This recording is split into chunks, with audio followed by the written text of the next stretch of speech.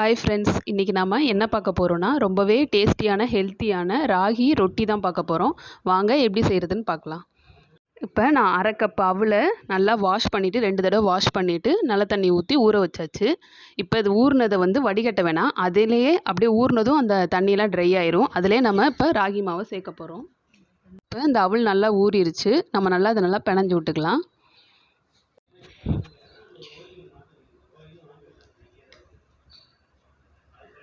இப்போ அவல் நல்லா பிணைஞ்சிட்டோம். இப்போ நம்ம ராகி மாவு எடுத்து சேர்க்க போகிறோம். 1 கப் அளவுக்கு ராகி மாவு. நம்ம இதிலேயே தான் அவலும் எடுத்திருந்தோம், இதில் அரை கப் எடுத்திருந்தோம். அடுத்ததாக ஒரு பச்சை மிளகா காரத்துக்கு, இல்லைன்னா காரத்துக்குன்னா உங்களுக்கு வேணும்னா எக்ஸ்ட்ரா கூட சேர்த்துக்கலாம். ஒரு கேரட் துருவலை சேர்த்துக்கோங்க. அடுத்து ஒரு மீடியம் சைஸ் வெங்காயத்தை பொடியாக கட் பண்ணியிருக்கோம். அடுத்ததாக ஒரு கைப்பிடி அளவுக்கு முருங்கைக்கீரை சேர்க்குறோம். ராகி ரொட்டிக்கு நல்லா க்ளீன் பண்ண முருங்கைக்கீரை. ராகி ரொட்டிக்கு முருங்கைக்கீரை சேர்த்திங்கன்னா இன்னும் டேஸ்ட் ரொம்பவே நல்லா வரும். கொஞ்சமாக கொத்தமல்லி தழை பொடியாக கட் பண்ணிக்கோங்க, அதையும் சேர்த்துருங்க. அரை ஸ்பூன் சீரகம் சேர்த்துக்கோங்க. தேவையான அளவு உப்பு சேர்த்துக்கோங்க.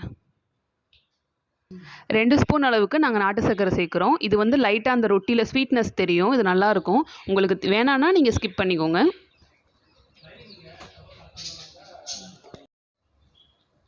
இப்போ இதை நல்லா நம்ம பிணைஞ்சிடலாம். இனி தண்ணி சேர்க்காம பிணைய தேவையான தண்ணியை மட்டும் தொளிச்சு விட்டுக்கோங்க, ரொம்ப ஊற்றிட வேணாம். மாவு நல்லா பிணைஞ்சிட்டோம். இப்போ தேவையான அளவு தண்ணி தெளிச்சுக்கலாம்.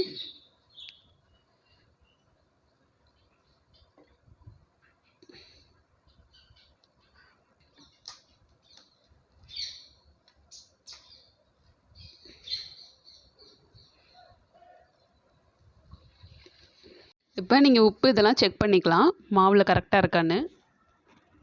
இப்போ இந்தளவு நம்ம மாவை நல்லா பிணைஞ்சி வச்சுட்டோம். இப்போ நம்ம உடனே உருட்டி தட்டிடலாம். நம்ம ரொட்டியை தட்டுறதுக்கு பாலித்தீன் கவர் தான் எடுத்துருக்கோம். நீங்கள் வாழை இலை எடுத்துக்கலாம், இல்லைன்னா பட்டர் ஷீட் கூட யூஸ் பண்ணலாம். அதில் லைட்டாக 2 ட்ராப் ஆயில் விட்டு நல்லா அப்ளை பண்ணிவிட்டு அப்படியே நீங்கள் தட்டினீங்கன்னா ஈஸியாக இருக்கும். உங்களுக்கு வேணுங்கிற அளவு மாவை எடுத்து இந்த மாதிரி நல்லா தட்டிக்கோங்க.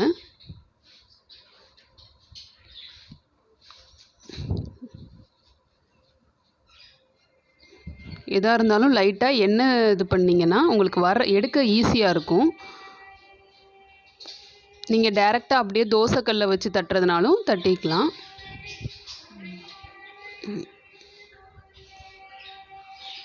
இப்போ நம்ம இந்த மாதிரி தட்டி வச்சுட்டு தோசைக்கல்லை போட்டு எடுத்துடலாம். கல் நல்லா சூடாயிருச்சு. இது இப்போ ரொட்டியை நம்ம கல்லில் போட்டுக்கலாம். பாருங்கள், எண்ணெய் தடவினால எவ்வளோ ஈஸியாக வந்துருச்சுன்னு எடுக்க. அடுப்பை லோ ஃப்ளேம்லேயே வச்சுக்கோங்க, ரொம்ப ஹையில் வச்சிடாதீங்க. ஏன்னா ரொட்டி உள்ள வரைக்கும் நல்லா வேகணும், அதனால் கொஞ்சம் டைம் எடுக்கும். நடுவில் ஒரு ஹோல்ஸ் மாதிரி போட்டுக்கோங்க, ஈஸியாக வேகிறதுக்கு ஈஸியாக இருக்கும். நல்லா எல்லா சைடும் எண்ணெய் ஊற்றிக்கலாம். பாருங்கள், இப்போ இந்த சைடு நல்லா வெந்துடுச்சு. இப்போ திருப்பி போட்டதும் மறுபடியும் எண்ணெய் ஊற்றிக்கோங்க. இதுக்கு கொஞ்சம் எக்ஸ்ட்ராவே எண்ணெய் ஊற்றிக்கலாம், நல்லாயிருக்கும்.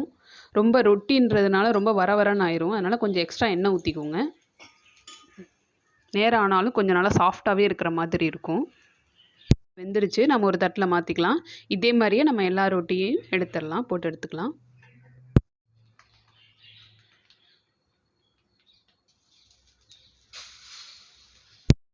ரொட்டி எல்லாமே நம்ம போட்டு எடுத்துட்டோம்.